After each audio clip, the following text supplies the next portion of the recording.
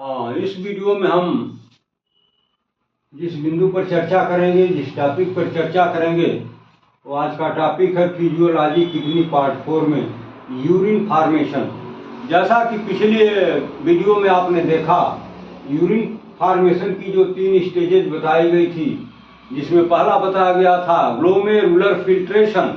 तो glomerular filtration का explanation तो पिछले वीडियो में हमने कर लिया है।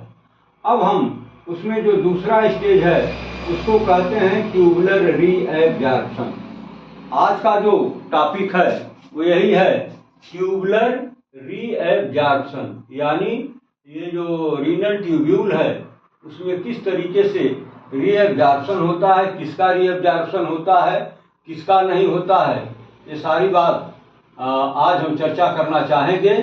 तो आइए सबसे पहले चर्चा करते हैं ट्यूबुलर रीएब्जॉर्प्शन का। इसके बाद फिर सेलेक्टिव रीएब्जॉर्प्शन, यानी किन किन सबस्टेंसेस का रीएब्जॉर्प्शन होना चाहिए, होता है, और किन का नहीं होना चाहिए और नहीं होता है। तो कुछ सेलेक्टिव सबस्टेंस ही होते हैं जिनका यहाँ पर रीएब्जॉर्प्शन होता है, बाकी अदर का नहीं होता है। वो यूरिन के साथ या वाटर कह लीजिए, वाटर के साथ बॉडी के बाहर एक्सक्रीट कर दिए जाते हैं, भेज दिए जाते हैं। तो ये जो ट्यूबुलर रीएब्जॉर्प्शन है, जैसा कि इसका नाम ही है ट्यूबुलर रीएब्जॉर्प्शन, यानी रीनल ट्यूब्यूल के द्वारा रीएब्जॉर्ब कैसे किया जाता है, इसकी प्रक्रिया क्या है, तो इसी पर हम चर्चा करेंगे। ये प्रोसेस है, एक प्रक्रिया है by which water and other substances are transported from renal tubule back into the blood. यानी ये रहा है आपका रीनल ट्यूब्यूल, ये जो ट्यूबुलर पोर्शन आप देख रहे हैं फिगर में।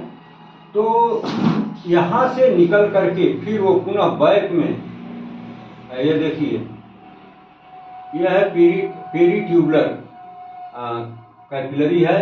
तो कैसे इसमें ब्लड फ्लो होता है और यहाँ से जो सबस्टेंसेस निकलेंगे वो पुनः ब्लड में कैसे चले जाएंगे, इसी की कहानी हम यहाँ पर आपके साथ शेयर करना चाहेंगे।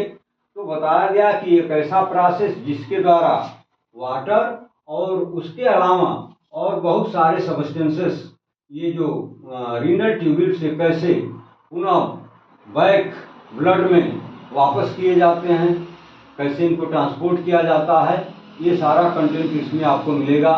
When the glomerular filtrate flows through the renal tubule, ये ग्लोमेरुलर फिल्ट्रेट यानी ग्लोमेरुलर से चल करके जो सबस्टेंसेस फिल्टर होकर के जो सबस्टेंसेस, ये रहा आपका बाउमेंस कैप्सूल, इसमें जब पहुंच जाता है तो इसको हम नाम देते हैं ग्लोमेरुलर फिल्ट्रेट, यानी ग्लोमेरुलर से छन करके आया हुआ जो भी सबस्टेंस है और उसको कहते हैं ग्लोमेरुलर फिल्ट्रेट। तो यहाँ से चल करके कहाँ पहुँच गया, ये बाउमेंस कैप्सूल में चला गया।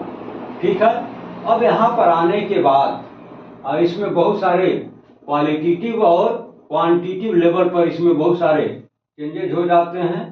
तो होता क्या है कि large quantity of water more than 99% और इसके साथ इलेक्ट्रोलाइट्स और बहुत सारे सबस्टेंसेस क्या होते हैं, इसकी दीवारों के द्वारा, ये जो ट्यूबुलर पोर्शन आप देख रहे हैं, इसकी दीवारों के द्वारा वो रीएब्जॉर्ब कर लिए जाते हैं।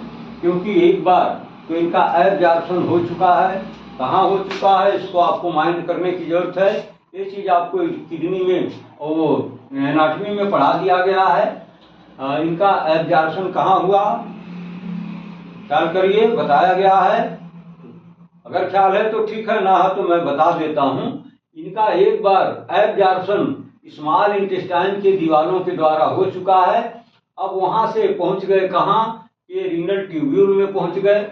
अब यहाँ पर उन्हीं सबस्टेंसेस का अगर पुनः एब्जॉर्प्शन किया जाता है तो इसको हम नाम देते हैं रीएब्जॉर्प्शन।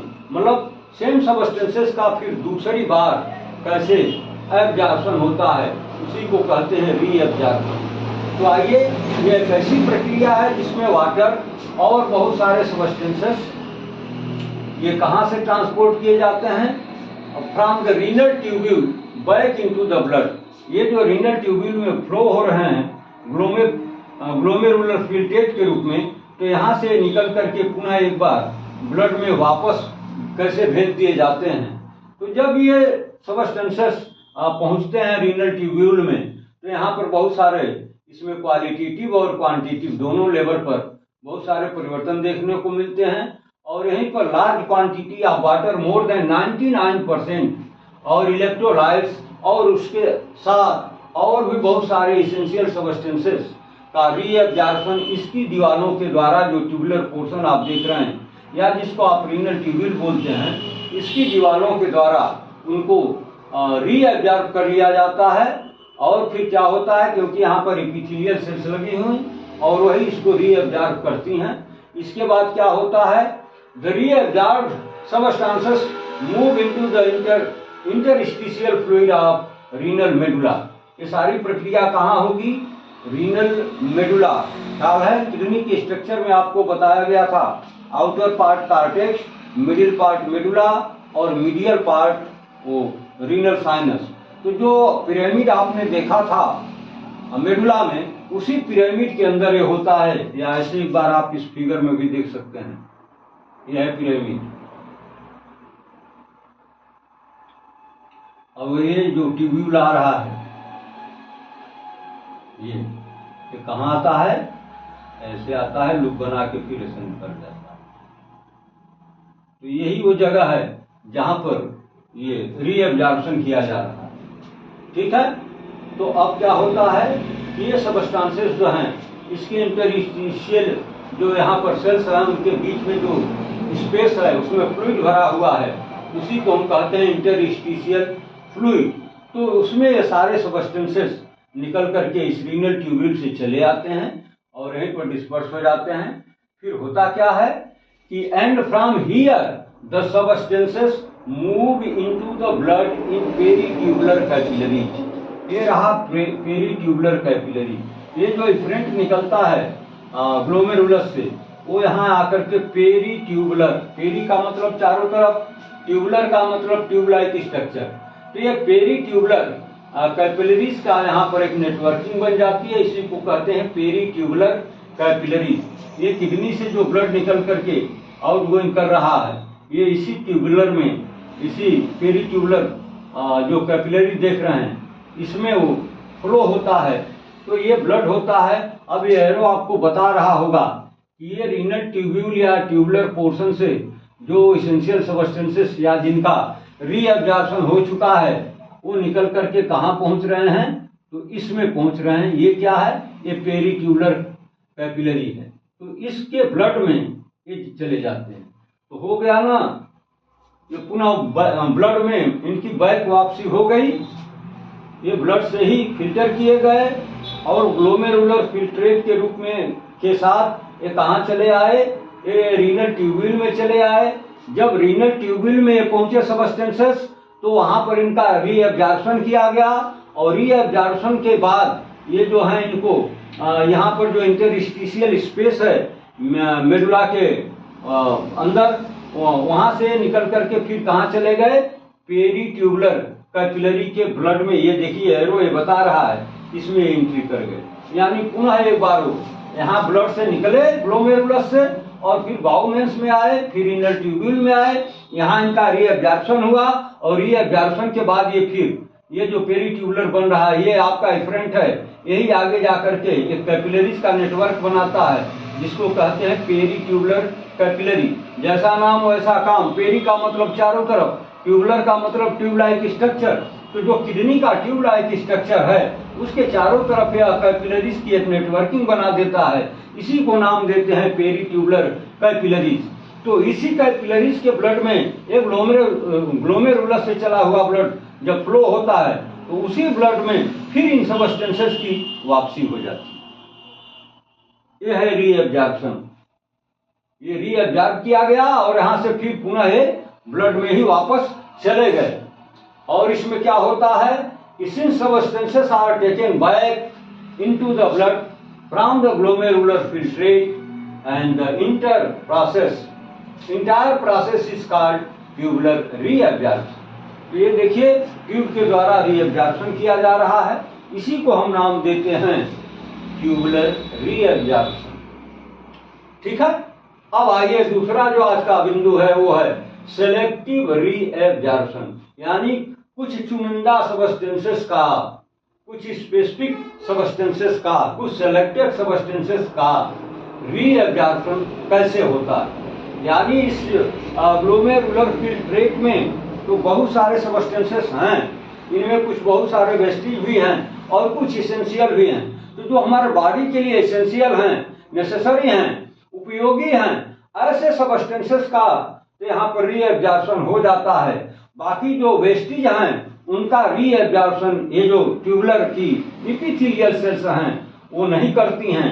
और होता क्या है कि वो फिर वो आगे बढ़ जाता है इसके साथ, जो इसका वाटरी पोर्शन है, क्योंकि इसको अभी हम यूरिन नहीं कर सकते हैं, अभी ये वाटरी पोर्शन ही है, तो इसके साथ वो आगे बढ़ जाता है डिसेंडिंग लिम्फ के द्वारा, फिर लूप ऑफ हेनले में पहुंचता है, फिर असेंडिंग में पहुंचता है, फिर डीसीटी में जाता है और वहां जाकर के इसका लास्ट रीएब्जॉर्प्शन होता है। और इसके बाद वो जो बचता है वही यूरिन होता है। तो आइए सेलेक्टिव रीएब्जॉर्प्शन का है, tubular reabsorption is known as selective reabsorption. यानी यहाँ पर जो रीएब्जॉर्प्शन होता है ये जनरल नहीं होता है, यानी कहने का मतलब कि ग्लोमेरुलर फिल्ट्रेट में जितना भी मटेरियल फ्लो हो रहा है सब का सब रीअब्जॉर्ब होता हो ऐसा नहीं होता है। कुछ चुनिंदा सब्सटेंसेस या जो बॉडी के लिए यूजफुल हैं, नेसेसरी हैं, आवश्यक हैं, उपयोगी हैं, उन्हीं का होता है, इसीलिए इनको कहते हैं selective reabsorption. Because the tubular cells of kidney selective reabsorb the substances present in the glomerular filtrate according to the needs of the body. यानी हमारे बॉडी के लिए जो आवश्यक इसेंशियल फैक्टर्स हैं सिर्फ उनका रीअब्जॉर्प्शन होता है, बाकी वेस्टिज का नहीं होता है। अब इसेंशियल में वो सब्सटेंसेस कौन कौन हो सकते हैं, जैसे कुछ का नाम यहाँ पर हम दे रहे हैं, ग्लूकोज हुआ, अमीनो एसिड हुआ, विटामिन्स हुआ, और are completely reabsorb from renal tubule where as the unwanted substances like metabolic wastage, waste products are not reabsorbed।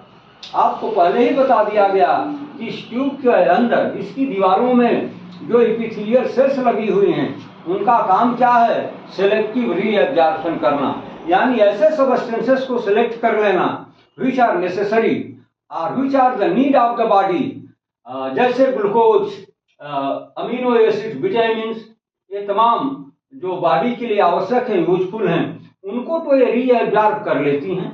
लेकिन ग्लोमेरुलर फिल्ट्रेट में इनके अलावा बहुत सारे मेटाबॉलिक वेस्टेज भी होते हैं जिनका यहाँ पर रीअब्जॉर्प्शन नहीं होता है और वाटर के साथ फिर आगे बढ़ जाते हैं। अब आगे की कहानी तो आगे की प्रोसेस में बताया जाएगा, बट आज की जो कहानी है इसमें हम यही बताएंगे कि ये जो ट्यूबुलर रीअब्जॉर्प्शन है ये एक प्रक्रिया है। इसके द्वारा होता क्या है कि ये वाटर और other substances are transported from the renal tubules, यानी ये रीनल ट्यूब्यूल्स में जब ये आ जाते हैं ग्लोमेरुलर फिल्ट्रेट के रूप में, तो फिर यहाँ से इनको रीअब्जॉर्ब करके पुनः बैक ये जो पेरीट्यूबुलर कैपिलरीज का ब्लड है उसमें इनको पुनः भेज दिया जाता है। यानी ये ब्लड से ही यहाँ पर फिल्टर हुए थे और फिर ये ब्लड में ही वापस बुला लिए गए, इसी को कहते हैं ट्यूबुलर रीअब्जॉर्प्शन। और यहाँ पर पहुंचने के बाद इनमें क्वांटिटिवली और क्वालिटिवली इसमें बहुत सारे परिवर्तन देखने को मिलते हैं, जबकि 99% ये जो वाटर है वो और electrolytes and other substances are reabsorb. जो बॉडी के लिए एसेंशियल हैं उनका तो रीअब्जॉर्प्शन हो जाएगा, बाकी जो फिजूल के या वेस्टेज की श्रेणी में आते हैं उनका यहाँ पर सिलेक्शन नहीं होगा। अब यहाँ से सब्सटेंसेस ये इंटरस्टिशियल फ्लूइड में पिरामिड के जाते हैं और वहां से फिर कहाँ चले जाते हैं, पेरीट्यूबुलर कैपिलरीज के ब्लड में वापस चले जाते हैं। अब ये दूसरा बिंदु जो है सिलेक्टिव रीअब्जॉर्प्शन का, तो यहाँ पर ये जो ट्यूबुलर पोर्शन आप देख रहे हैं यहाँ पर रीअब्जॉर्प्शन सिर्फ उन्हीं मटेरियल्स या सब्सटेंसेस का होता है जो बॉडी के लिए यूजफुल हैं, एज लाइक ग्लूकोज है, ये अमीनो एसिड है, विटामिन्स है और ये मिनरल्स हैं, तमाम ये सब जो बॉडी के लिए उपयोगी हैं उनका तो रीअब्जॉर्प्शन एपिथेलियल सेल्स के द्वारा कर लिया गया। लेकिन जो मेटाबॉलिक प्रोडक्ट्स हैं, जो बॉडी के लिए यूजफुल नहीं है, आवश्यक नहीं है, जो शरीर की आवश्यकता नहीं है, ऐसे वेस्ट प्रोडक्ट्स को यहाँ पर रीअब्जॉर्ब नहीं किया जाता है और फिर वो वाटर के साथ आगे बढ़ जाते हैं। कहाँ बढ़ जाते हैं? ये जो डिसेंडिंग लिम्ब आप देख रहे हैं, इसके थ्रू फिर वो लूप ऑफ हेनले में, फिर वहाँ से असेंडिंग लिम्ब में, फिर वहाँ से चले जाते हैं डीसीटी में और अंततोगत्वा डीसीटी में जाकर के इनका लास्ट रीअब्जॉर्प्शन होता है। इसके बाद जो मटेरियल बच जाता है वो 100% यूरिन होता है और यूरिन जो है कलेक्टिंग पार्ट जो है इसका नेफ्रॉन का, उसके थ्रू फिर वो आगे बढ़ जाता है। फिर वहाँ की कहानी वहाँ बताएंगे। फिलहाल आज की इस वीडियो में हमने जो टॉपिक्स दिया उस पर हमने चर्चा कर लिया।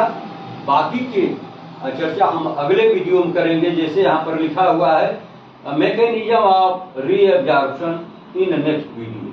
अब इसका जो रीअब्जॉर्प्शन का मैकेनिज्म है उसको हम अगली वीडियो में आपके साथ शेयर करना चाहेंगे।